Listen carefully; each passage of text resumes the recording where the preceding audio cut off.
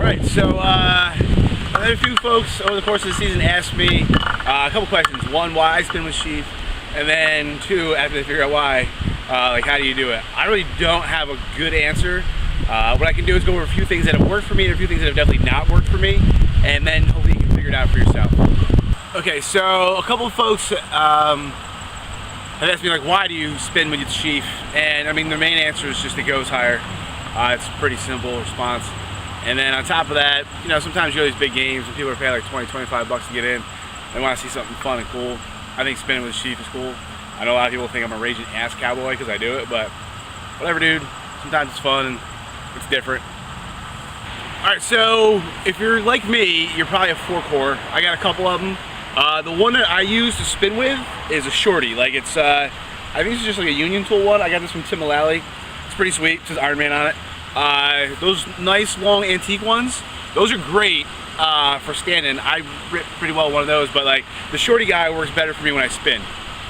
So setup, I get underneath the bar and then I come out myself 5 paces. So 1, 2, 3, 4, 5. I set up, and when I set up, I'm almost parallel to the bar, just 5 paces out. But I do cheat maybe a little bit with my right foot forward. I don't know why I have to do that. It's just something that's worked for me. So if I'm just off a little bit, I think it's because I can't get around enough on it. So when I separate and I come through, I can't get around enough, and then the bag has a tendency to go that way. So by moving my right foot forward, it kind of puts me in a position where, boom, when I come through, the bag just comes over that much farther. It's where I can consistently like be in the middle of standards over and over. You're gonna find out that when you're spinning, consistency is like the #1 thing.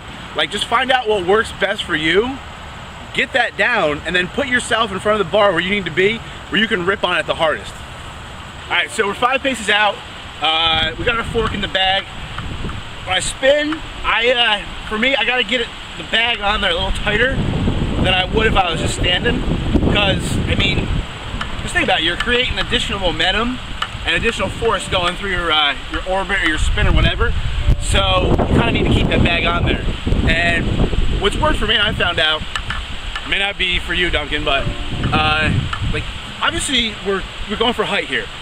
So when you cast the bag up to your initial spin here, like I keep an eye on the bag. When I cast it up, you want to keep it as vertical as possible.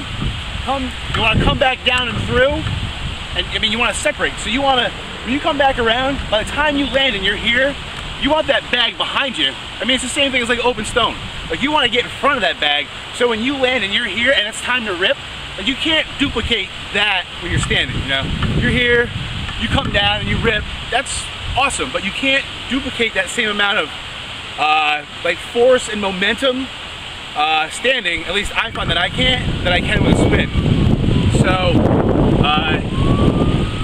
when I go real vertical, when I cast it up vertical, and I come down vertical, a lot of times I have a tendency for the bag to come off, which sucks. It destroys my shoulder, and it hurts, and it's just shitty. So what I've been doing a little bit is, you know, I'll cast the bag backwards, and I'll travel a little bit, so it's actually like, I'm from here, I'm casting back, so I'm actually traveling back a little bit in my orbit, and then by the time I post here, then I drive down, then I get real vertical with it from there.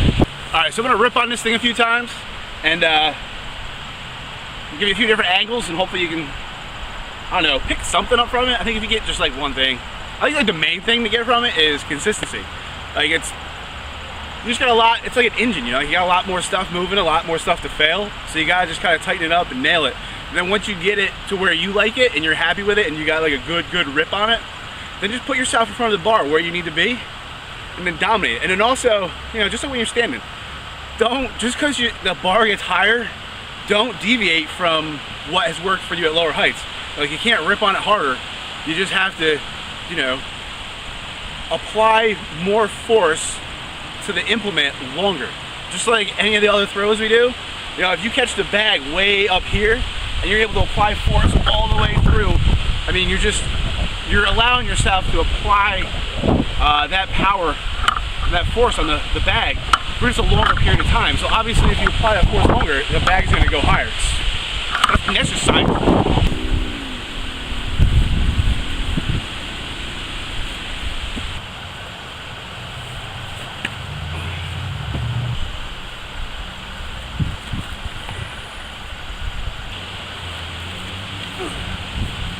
of warmed up a little bit, so I'm gonna try to actually like create some serious separation where I get myself in front of my body in front of the bag. I'm able to really rip on it. Believe it or not, like, I've never done it in games, but I've done it in practice. I've gone 30 feet with this thing, which is great for a dude like me. Like, I'm not that good. So I'm at the point where I'm just trying to like get consistent with that and fine tune the things that are working, and then just keep doing more of that, I guess. So.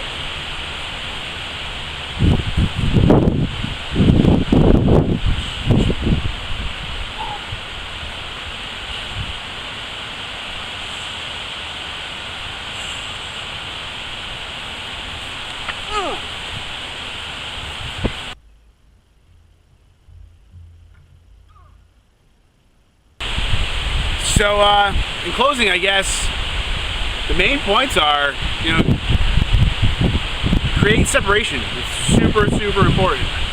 Get your body in front of the bag so you're able to apply that force for a longer period of time. And then make sure the bag's on there nice and tight.